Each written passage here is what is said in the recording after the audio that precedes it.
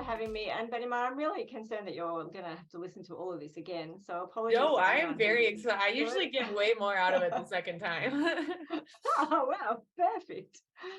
So, yeah, I want to speak with you about speaking essentially. And it's something that's very, very important to me because of all the opportunities that we might have to share information that we feel passionate about, like dark skies.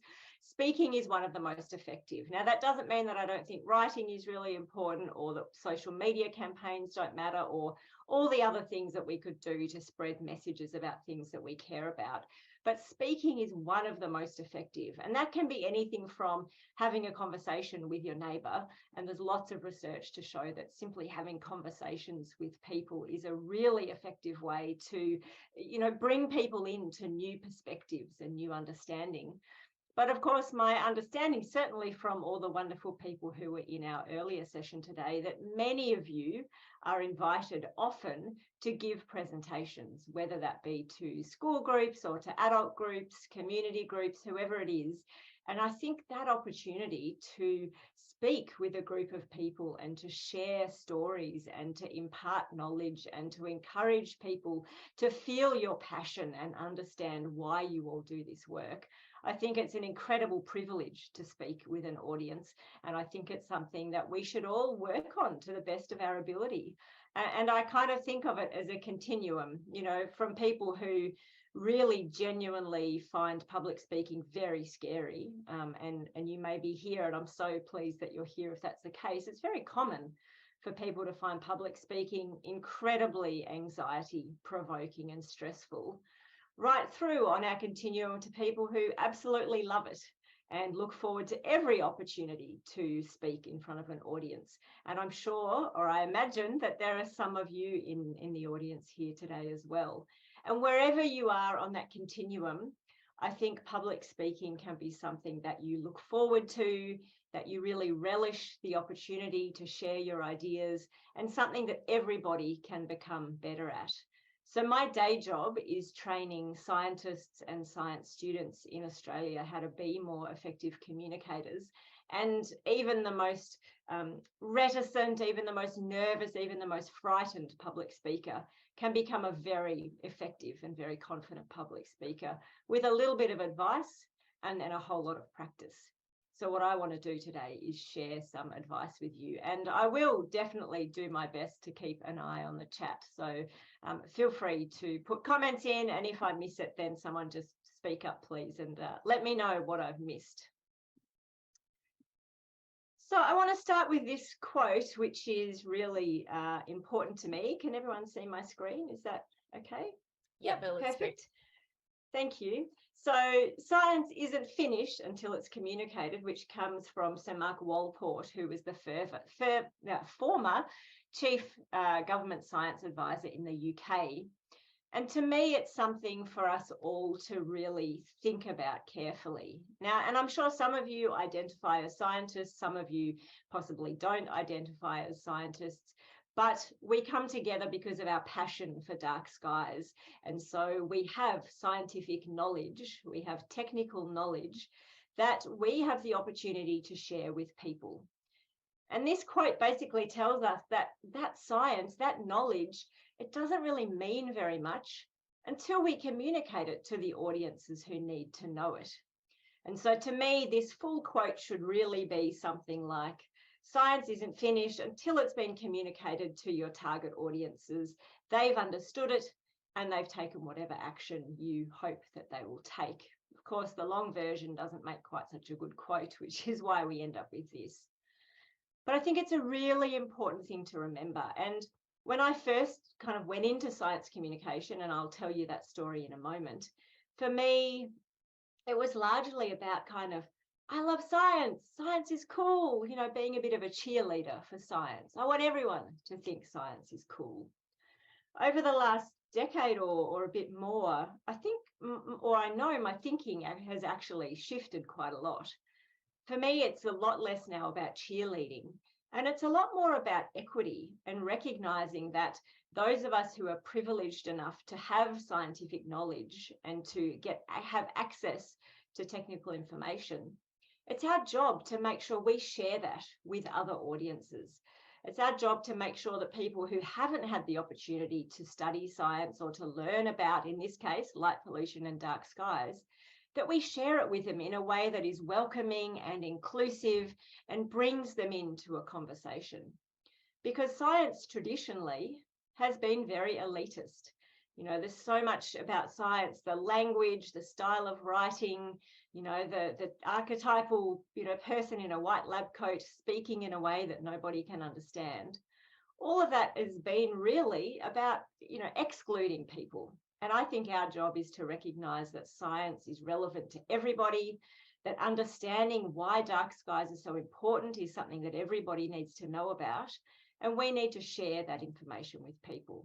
And as I said, speaking is a really effective way to do that. So as you heard, I started my academic career, I guess, or my science life as an ecologist. I went into ecology because I was so passionate about nature, and because I grew up in a family where I believed that the contribution that I wanted to make to the world was to conserve biodiversity.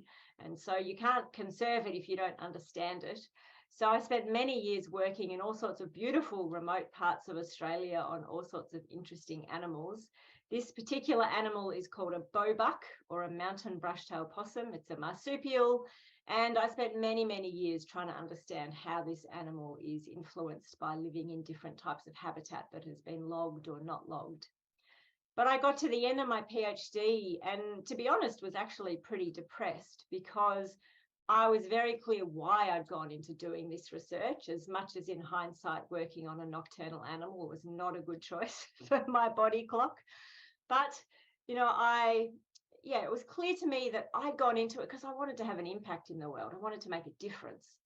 But what the university was telling me was that the most important thing was that I would publish academic papers and go to academic conferences. Whereas it was clear to me that if I was going to have any impact on these animals or the habitats that they depend on, I needed to be talking to a whole lot of people who'd never studied science, not other academics. I needed to speak with the farmers and a whole lot of other land managers and landowners. I needed to be able to speak with the local government. And yet nobody had ever taught me how to do that. No one had ever mentioned to me that communicating with non-scientific audiences might be a useful thing to do. And so that led me on this totally new journey of deciding that science communication was something really important and something that I wanted to spend a whole lot of time doing. So fast forward now a whole lot of years, and as I said, that's now my day job. So this is my team at the University of Melbourne. We come from all research backgrounds, 5 different disciplines. So the people you can see there, we have an immunologist, an astrophysicist, a climate scientist, myself, and an exercise scientist. And we spend our days training scientists how to communicate. We have a podcast, which I'll tell you a little bit more about later, to make sure that we can share the advice that we have, which is evidence-based advice on how to communicate effectively with lots of different audiences. In terms of my own science communication, where I've developed my skills, I've been talking about the radio. I've been talking about science on the radio every week for about 18 years now. I do lots of writing, I MC events, all sorts of things. And I'm really proud to be a board member of the Australasian Dark Sky Alliance, which is where my passion for dark skies has come from, and why I'm really thrilled to be with you today. So one of the things that I come up against really frequently in my day job, when I try and encourage scientists to understand how important communication is, if they're a student, their communication skills are going to be the key to them getting a job. If they're already a researcher, the key to them successfully getting grants is going to be effective communication. I could talk with you for hours, all the reason why effective communication is so important. But the argument that comes up so often that I receive is this one, that people aren't interested. People out there, the public, they don't care about science. And it couldn't be further from the truth. I think this cartoon is really demonstrating something that's not true. It's not that some of us are interested in apples and some of us are interested in oranges, and we'll never be interested in the same things. We know very clearly from a lot of survey work that people are incredibly interested in science. And I think dark skies is one of those areas that people are enormously interested in. You know, they have their own sense of the awe and wonder of the night sky. They have their own sense of how unnatural it is to live in these really brightly lit cities. They have some understanding of their own body clock and how light might impact that. And many people are aware of how light can impact wildlife as well. So I think this is a key area where we can absolutely bring people in to engage with us and to want to learn from us. And so that's why I think it's so wonderful that there's so many of you out there talking the talk and sharing what you know and what you care about. But the issue is that once we accept that people are really interested in science and they will listen and they do have a hunger for information, the problem is that we can switch into this mode, which is really problematic. This idea that all that matters is that I have knowledge, I'm somehow an expert, and I'm just going to tell you everything I know. And because I assume that you're interested, you're just going to listen to me. And I think this cartoon reminds us really effectively why thinking carefully about communication really matters. Just talking at people is never going to be an effective way to encourage people to feel connected with a cause or persuade people to take action on a cause. People tune out when they're just talked at. And that's why I guess I have a job. Effective communication is complicated. It can be very nuanced. We have to think really carefully about our audiences. We have to think really carefully about how we connect with them, how we're going to tailor messages for them, how we're going to help them to feel like they're being included in the conversation. And I know that in this group here today, we have many, many highly experienced speakers. And that's why I'm so thrilled that you're here. And I would really love to do a bit of brainstorming. We can use the chat to do that if you prefer that rather than turning your mic on. But I'd love your thoughts. Let's fill the chat with your thoughts of what makes a great talk. Whether it's one you've given yourself, whether it's one that you've heard. What is it that characterizes a great talk? Theo, humor, absolutely. We like to feel entertained. I personally think I'm really bad at being humorous, but I certainly enjoy it when other people are. Yes, Nicole, interactivity for sure. Understanding what you're about to speak about. Oh, Becca, lots of maps. I'm afraid I've got 0 maps for you today. I feel very inadequate that I haven't got any maps for you. But I think your point is interesting visuals, interesting images that people can engage with. Conversational style. Actually, that's true. I do have a map behind me. You are absolutely correct. But I haven't got any in my slides. Bill, yeah, hands-on demonstrations. So things that get the audience involved, things that get people, thinking and doing and acting, if at all possible. So active participation with the audience. I think it's interesting that we all know that active participation is so important. Yet for the last 3 years, I don't know about you, but I've spent so much of my time on Zoom. And interaction is definitely still possible, no question. We are doing it right now in a way. But of course, it's much easier and more fun when you're in person. So we like it when a speaker is friendly. We like enthusiasm and passion. Yes, less slides, more storytelling. We are absolutely going to talk about storytelling today. And Kelly's also said personal stories. We all know that stories are really important.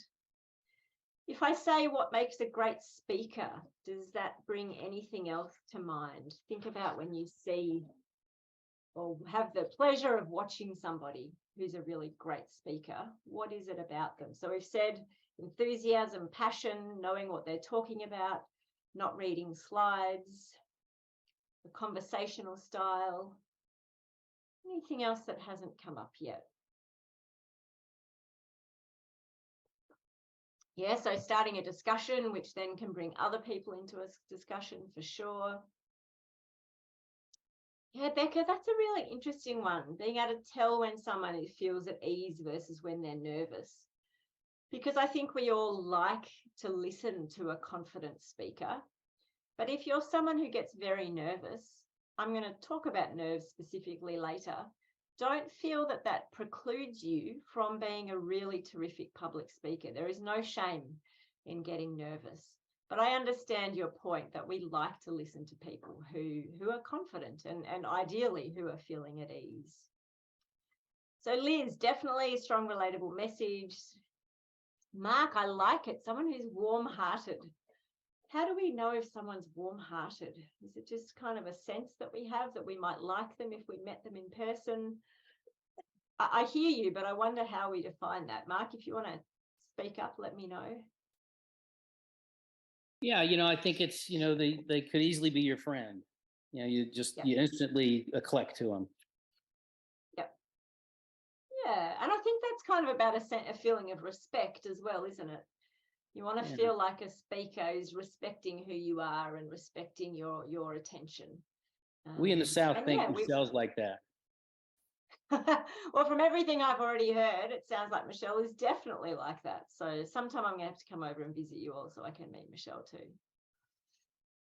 A speaker appearing relaxed. Yeah, so we feel comfortable in the presence of somebody who is clearly comfortable doing what they're doing. That's interesting. Somebody who is prepared.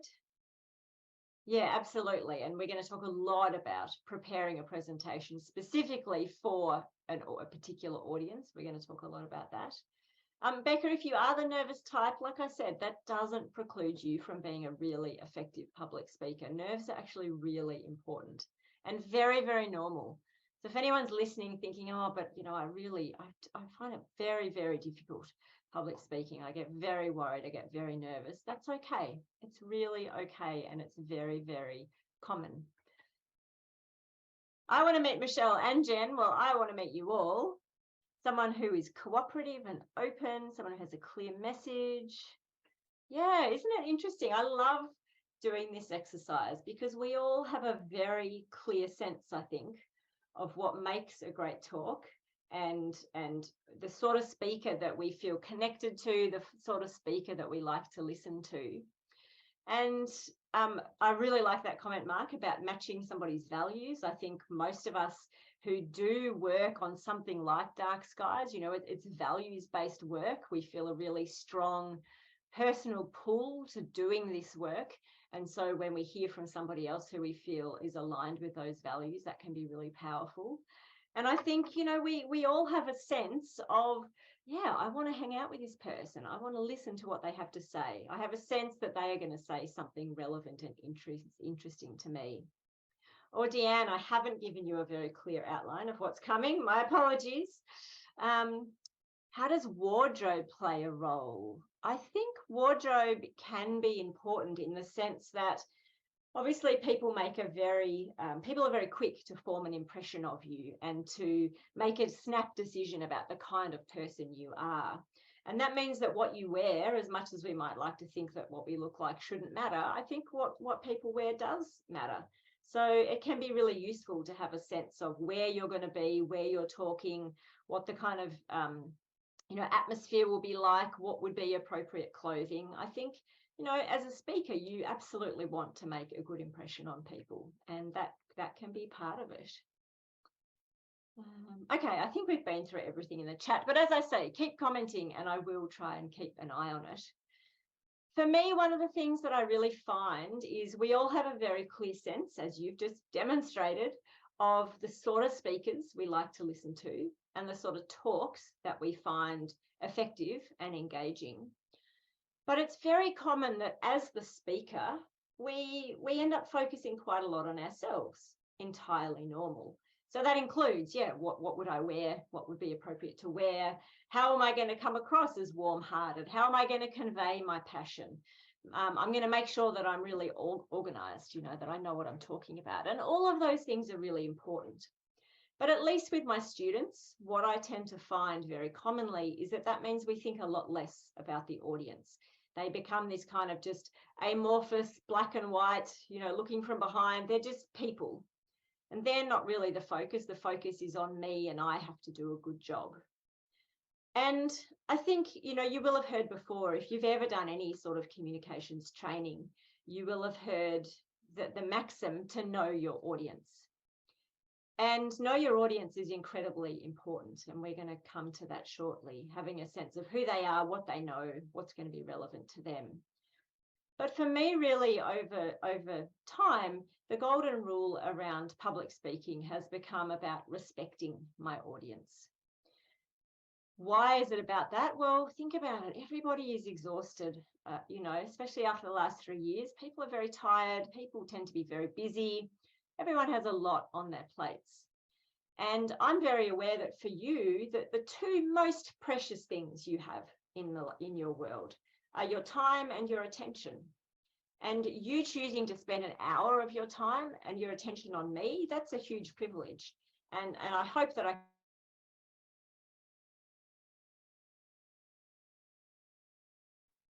Oh no, this happened last time.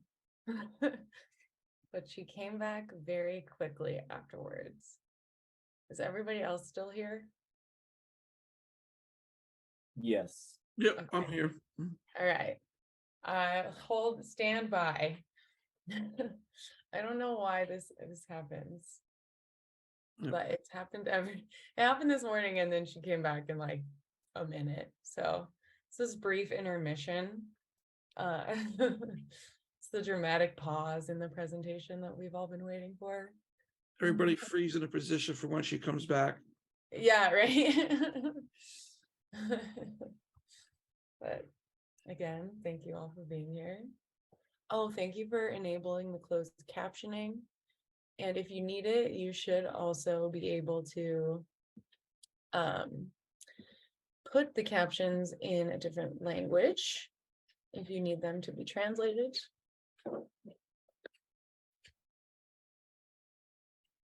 We are speaking in English. Yes, we are.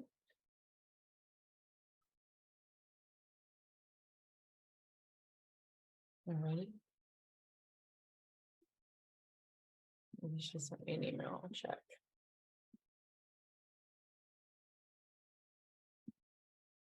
I sent her Michael's login, so maybe it's like can't handle 2 Michaels for too long. Ruh-roh. Should have booted out the other Michael. Yeah, it's fine. Kidding, we need you.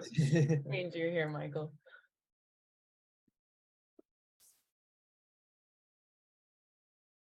I see Carol. We got some other Australia folks here. How are you doing, Carol?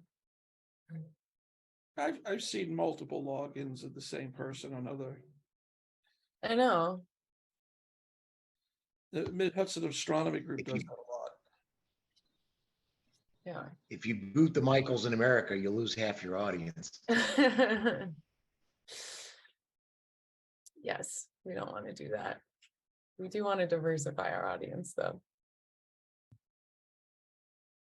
Anybody got a good joke? I'm here. You got one? No, I'm the joke. Oh. Oh, James.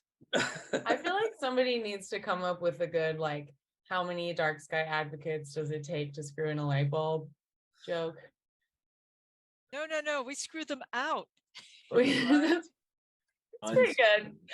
It's just so weird. I don't understand. It happened exactly the Yeah, same way, way we with knew the you would first come back. session. I don't know why it happened. Thank I've God you're here, because I never, just started ever, with the screw in a light bulb jokes, and I'm really glad you're back. It's just so weird. I've never ever been jumped off a Zoom meeting, mid-Zoom meeting in 3 years. Never. Yeah, like And then reliably twice. too. Yeah. Yeah, I'm so sorry. It's so bad, but I don't know how to fix it. It's okay. I'm sure it's something I did. Oh, But no, I'm welcome sure back. it's not, We missed but- you, and we're glad you're here with us. Oh, I missed you too. But yeah, that time it actually took a lot longer to get back in. Zoom kept giving me an error message every time I tried to come back. So I'm really Weird. sorry, team. That's very very irritating. But anyway, let's just hope it doesn't happen again. It only happened once in the earlier session. There is a cross Zoom that. update being pushed out right now.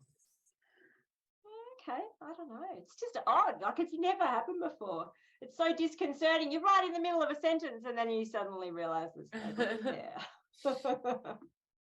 Anyway, as I was saying, ideally, when you're thinking about speaking, you're thinking about what you can deliver to your audience, how you can honor the time and the attention that they've given you. And I think it's something really worth thinking about. And obviously getting dumped off Zoom in the middle is a very poor way of delivering a gift. So thank you for your understanding that, to know what's going on there.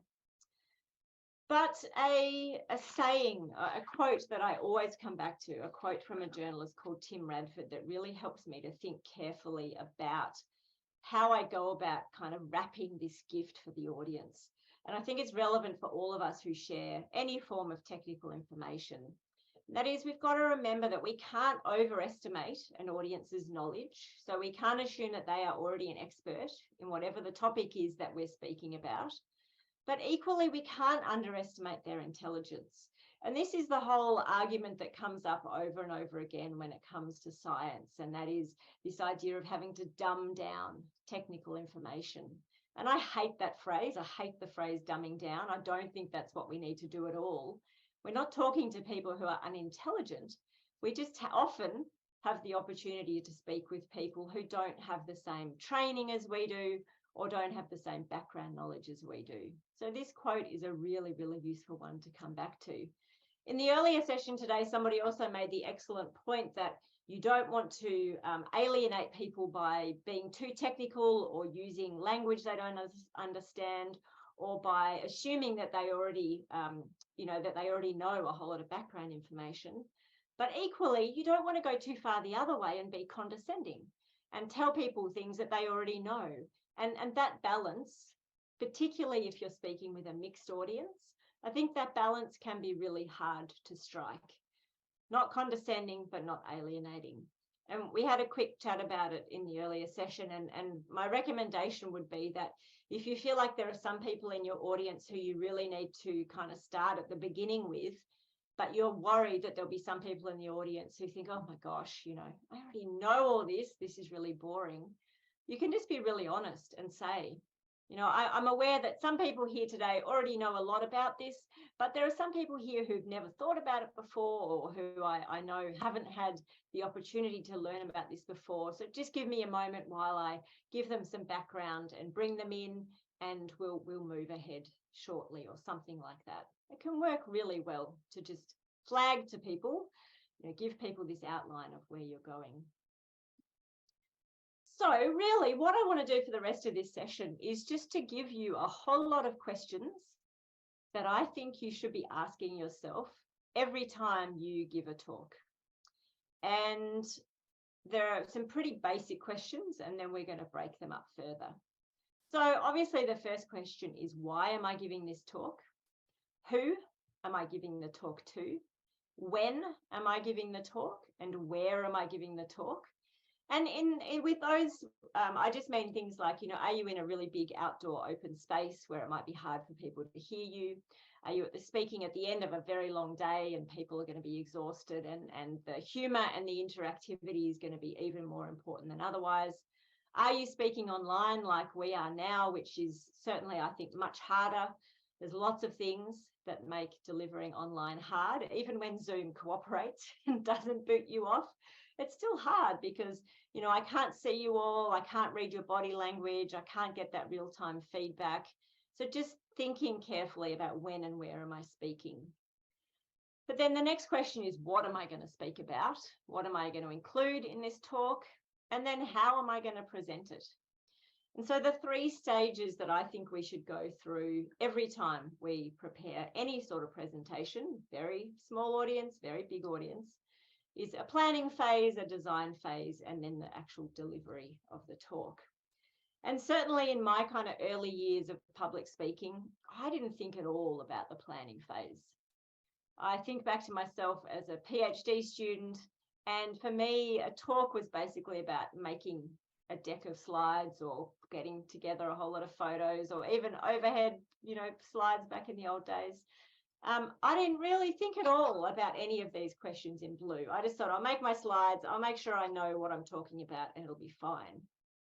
What I've learned is that if we spend a bit of time thinking about the why, who, when, and where, that strategic thinking is just incredibly important.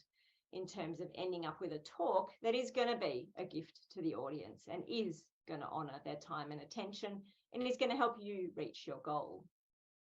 So we're just going to go through those phases, those 3 phases, and I'm going to tell you the questions that I think you need to ask yourself.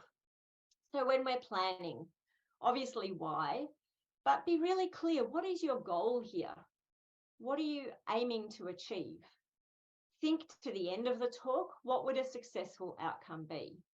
So at the end of the hour that we have together today, I'm hoping that you all feel excited, inspired, looking forward to your next talk, and hopefully feel like you have a couple of new thoughts or perspectives that might help you to become a more confident public speaker who enjoys speaking more. So be clear, what is the outcome that you're looking for? Then, of course, who is in the audience? That goes without saying. But really, particularly, you're going into this talk being clear that you have a message that you want to deliver. But we don't want to be in the megaphone, just yelling about our stuff. We have to make sure it becomes in some way a conversation, or at least provides the opportunity for you to think carefully about how can you make it relevant to this audience. So if you're talking to kids, what's going to be something that is meaningful for the children in your audience? If you're talking to a particular community group, what is the currency for them? Why are they giving up your time? So why are they giving up their time to listen to you? It's got to be the thinking that we put in to work out how we can make it relevant. And it's not just me talking about what I want to talk about. And so to me, that means thinking really clearly, what do we actually want the audience to do or think or understand? Is there a particular action that you want them to take after this talk? And the more we think explicitly about that, the more likely we are to achieve our goal. If you just have a very vague sense of, I just kind of want people to listen and maybe learn something, far better to be really clear on the outcome you're looking for. But of course, to be able to get your audience involved and to be able to make it relevant for them, you've got to think a bit ahead about how much are they likely to know. How can I walk this fine line between not alienating them, but also not being condescending? We have to think carefully about how much context you're going to need to provide. And as I've said, location and timing can be really important to take into account, just to be aware of where you fit into the broader context of this particular event. What state are people likely to be in? Are they likely to be ready to listen to a whole lot of information? Do you need to get them doing things? Are they going to be able to hear you? Are they going to be able to see you? All of those things. So this planning phase, it just can happen in your head. You can write a few notes. But if we don't think about any of that, I think it can be really hard to do a good job. When we get to the design phase, another set of questions. Obviously, what is your key message? What is the key thing that you want people to take away from this talk? And is it just your key message that's always your key message? Or is it something that you've tailored for this audience? Obviously, I'm going to say that it should be the latter. Language is really important. We include people by using language that is familiar to them, that is comfortable for them. So if you're talking about something really technical, of course, if you're talking to a technical audience, it's fine to use technical language. Jargon is only jargon when it's inappropriate for this audience. But if you've got a broad audience, thinking carefully about the words that might be unfamiliar to them is important. Equally, thinking about words that might mean one thing to you because of your background and training and might mean something really different to them. There is just no use in getting mixed messages or getting our messages lost by using language that isn't clear, just simple, clear words. Similarly, one of the things I think we've got to think more carefully about is what can we leave out? You're probably talking about something that you know a lot about and something that you feel very passionate about. Your audience, probably less so. So what are the things that you can leave out to make sure your messages are clear? You don't include a whole lot of detail that might be either boring for them or is just irrelevant to them. And of course, it always comes up that we need to get better at telling stories. And I'm going to talk a little bit more about that later. But it's absolutely true. If you've ever received the advice that you should tell a story, to get somebody to listen, to be engaged, is very good advice. The neuroscience is absolutely clear that human brains are absolutely primed and hardwired to listen to stories.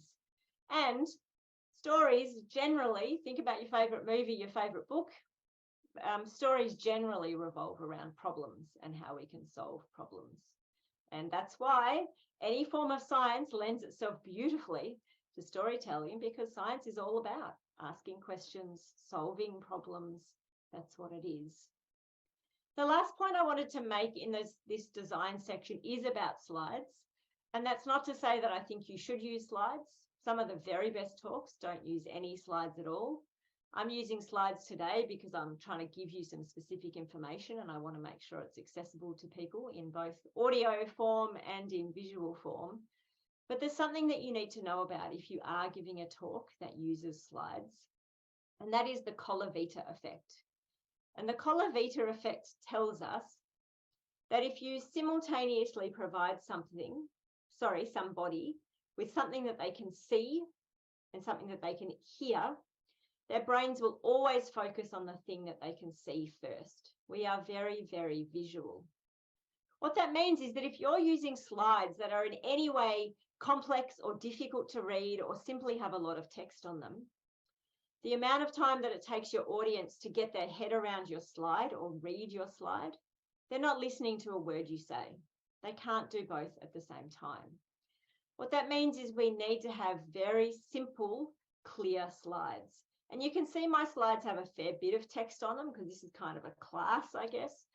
But if you're giving a talk to a community group, you know the most effective thing you can do is just have lots of images or no slides at all.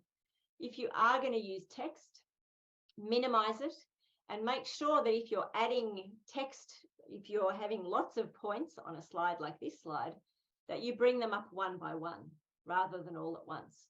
Because if I put this slide up exactly as it is now, you would have read the whole slide to the bottom before I was even talking. You know, I would have been talking about point 1, you would have been reading in point 5, and there wouldn't have been a lot of learning going on. So slides are really important. They can absolutely undermine your ability to be understood. When it comes to delivering then, there are a few key things that I think matter. The first is having a hook. So having something at the very start of your talk, which immediately captures your audience's attention. Start with your second strongest point, finish with number 1. Yes, we can have that debate. Certainly, there's lots of arguments about what order to put your information in.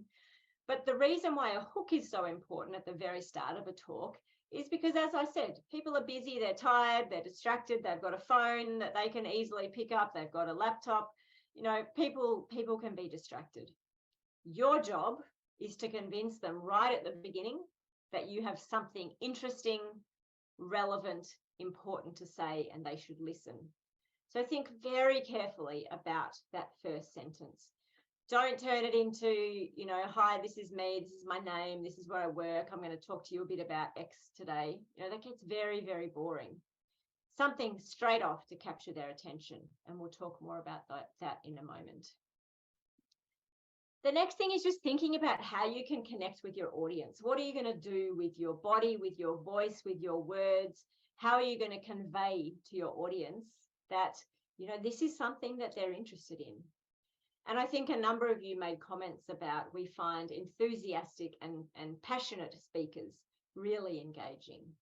And so that's why my best advice here is for you to really reconnect with why you do what you do, why you care about dark skies. If you can connect to that sense of passion and drive, and that this is something important to you, that will come across to your audience.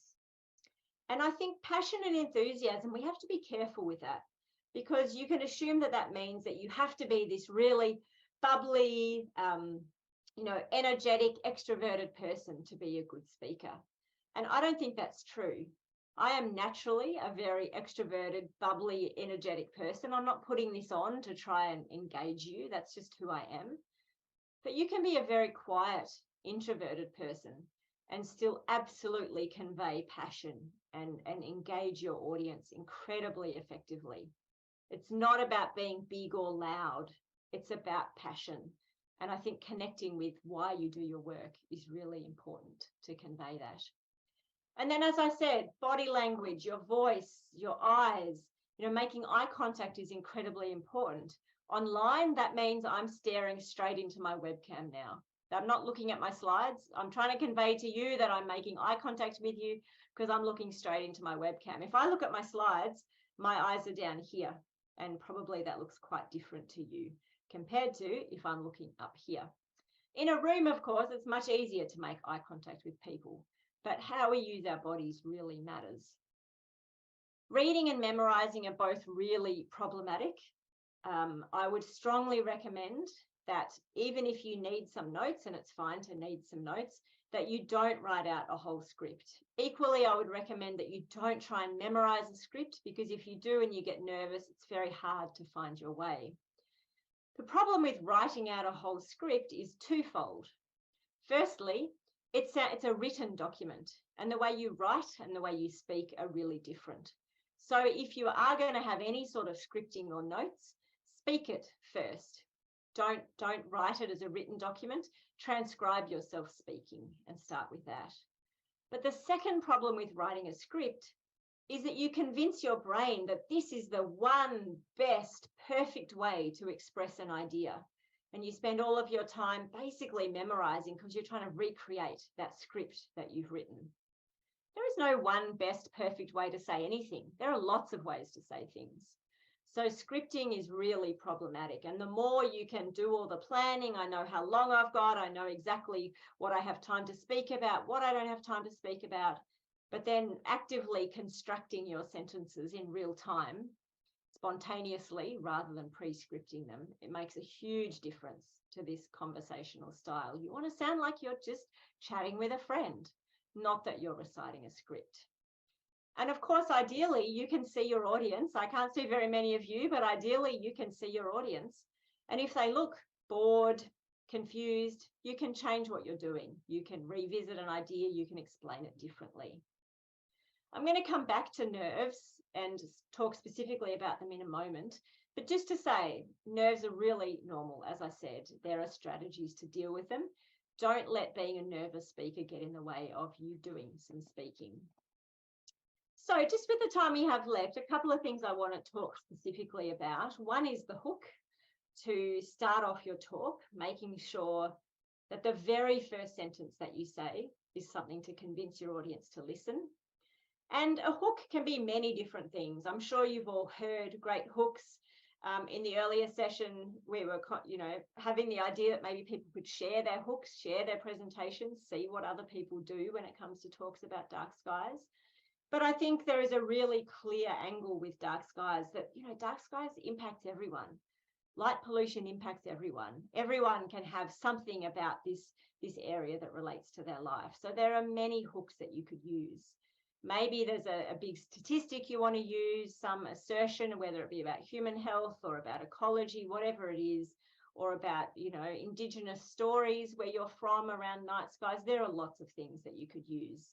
Of course, asking rhetorical questions or not rhetorical questions, if you can interact with your audience, asking questions can work really well.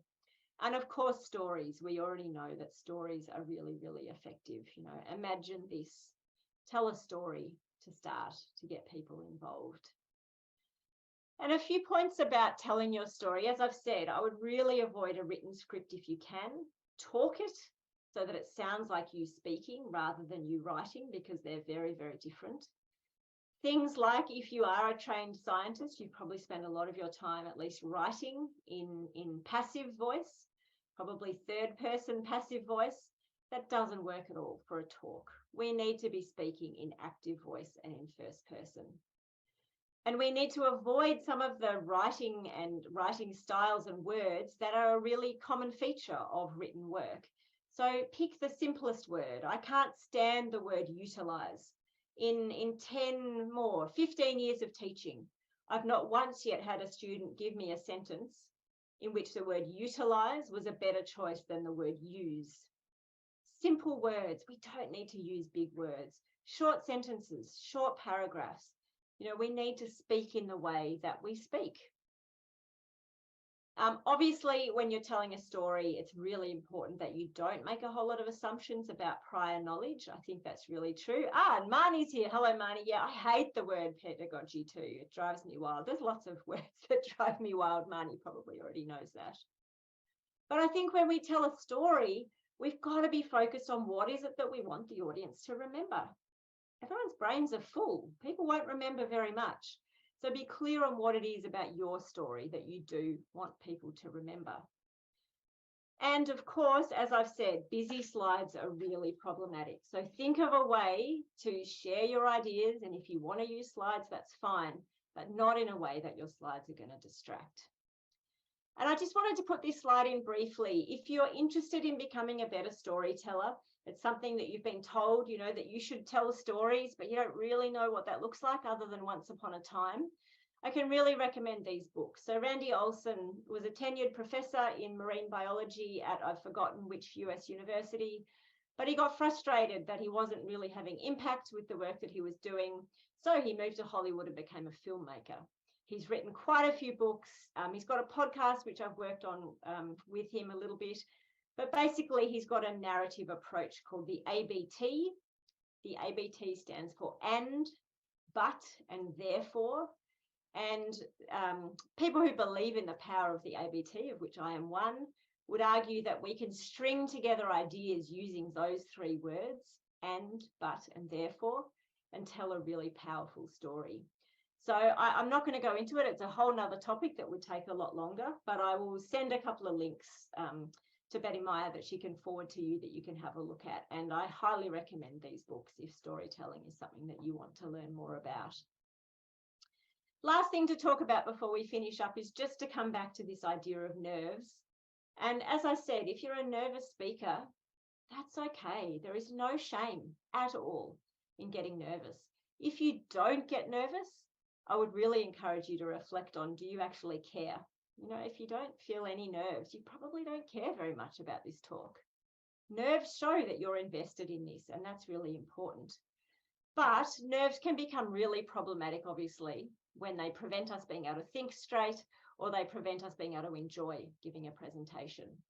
So just sit quietly. What are you telling yourself? Are you telling yourself stories that you're a bad speaker or that you gave a terrible talk when you were 14 years old and you've never recovered? Are you worried about being judged? What is it that's actually holding you back?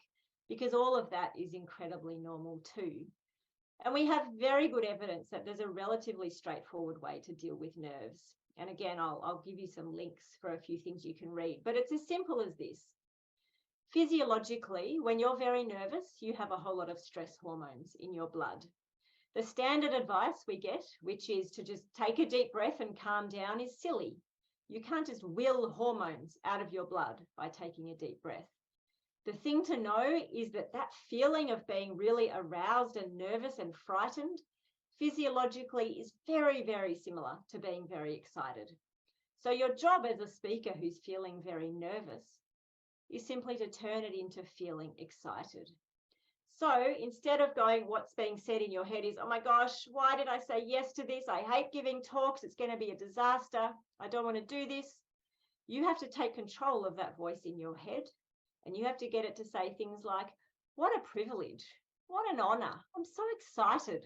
I can't wait to give this talk and share what I know about dark skies. And with practice, it can really change how you feel about nerves. And we know that visualization works. It's not just athletes who visualize themselves going through different movements or shooting hoops or whatever it is. Visualize yourself giving a really fantastic talk.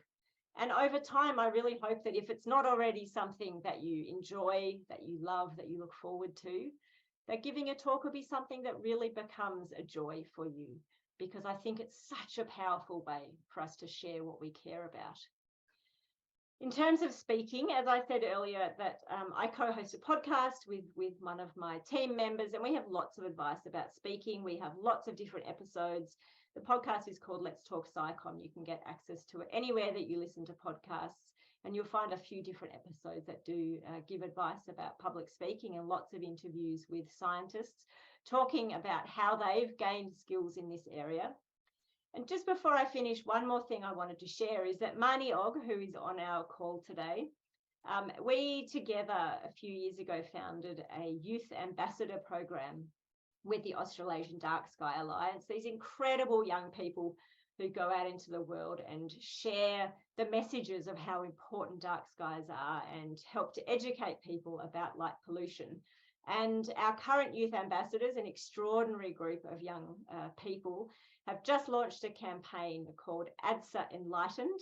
And essentially, it's a short video competition because we want more people to make videos to spread the word. And we would love you to get involved. We would love you to share it with your networks. The more videos that we can have out there in the world on social media, the better. We've got lots of prizes up for grabs. We would love your involvement. And our youth ambassadors have been out there on TikTok making all sorts of amazing videos.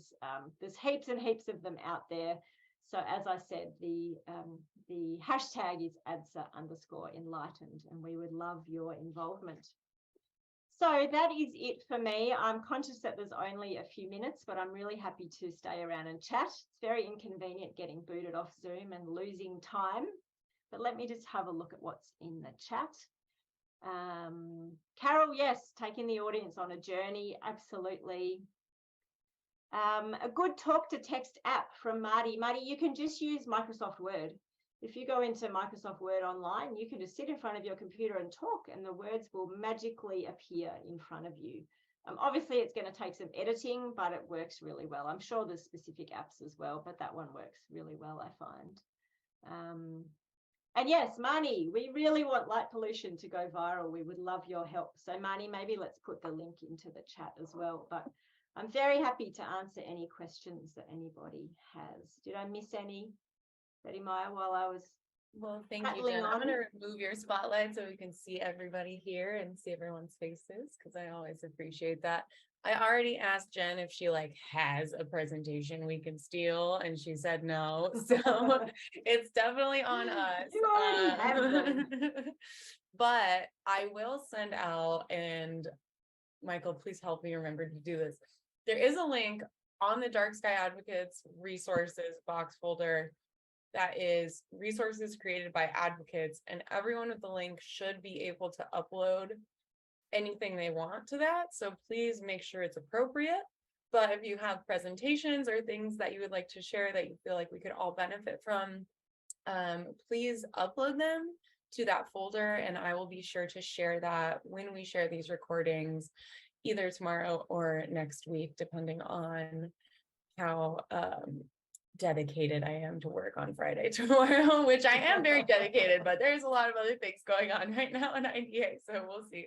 I just when popped get that this link out. to that folder in the chat. Oh, thank you. Okay, well, if somebody wants to test that out and let me know if they're able to upload stuff to that, you should be able to. But we'll also send that out on the recording, and thank you, Michael, Link Master. Can we give Jen a huge round of applause? This was so great, and we're incredibly grateful for your time for 2 presentations today. It is quite rare that we have presenters who are so generous with their time to take multiple hours out of their day at 4:30 in the morning and then in the afternoon again to be with us. So it is a huge honor, and I know we are all very, very happy and have learned so much from you.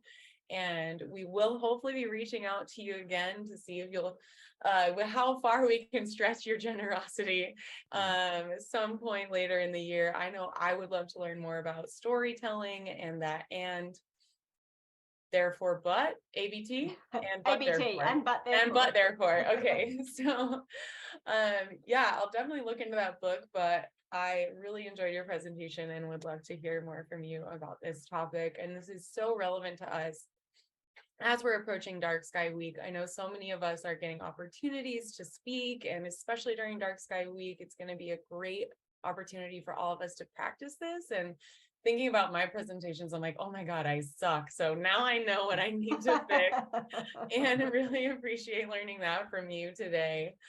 And really appreciate everyone I for bet being you here. don't suck. I really Thanks, bet Jen. you don't suck. But I gave it thank you, 10x and talk. But yeah, and I I'm did so all sorry this again for disappearing and for not having enough time at the end for questions. But I'm really No, we happy really for should people have to get like in made touch this with an me, hour and a so. half. Next month, we are doing an hour and a half workshop, so we'll send information about that soon. But next month, we do have a media training to both help you Great. promote your Dark Sky Week proclamations, as well as just promote anything during Dark Sky Week. So I'll be sending out information about that, and it will be an hour and a half. And we will have 2 sessions, and Amy Oliver will be there live for both sessions. So we do have a lot of people who donate a lot of their time to us, but it is incredibly generous, and we cannot thank you enough. Did you pop your email into the chat, Jen? Yep, let me do that right now. Yeah, as I said on the earlier call, super happy for anyone to get in touch with me with anything that I can help. I might not be able to get back to you straight away. We've just started a new teaching semester down here in Australia, and my email is a bit of a disaster, but very happy. If you've got a question that I'm really sorry we didn't get to, very happy for you to get in touch with me. And yeah, it's an honor to be with you. Thank you so much for joining today. And I hope that you all have many happy and rewarding and fun speaking events ahead of you. And just remember, it's an amazing way to share a message in a very personable way that can really help people to connect with what we care about. So it's a wonderful opportunity, I think. If you get invited, say yes, and then do all the planning before you actually get up and do the talk. Yes. And we can all help each other with that planning, right? This is what we have the Advocate Network for. We can share the presentations we've used. We can share what's worked. We can share what hasn't. I have a lot of jokes that haven't landed that I'd be happy to share with you guys. Again, a huge thank you to Jen, and a huge thank you to everyone for being here tonight. And I will close us out, and we will see you all very soon. Bye, everyone. Thanks. Bye.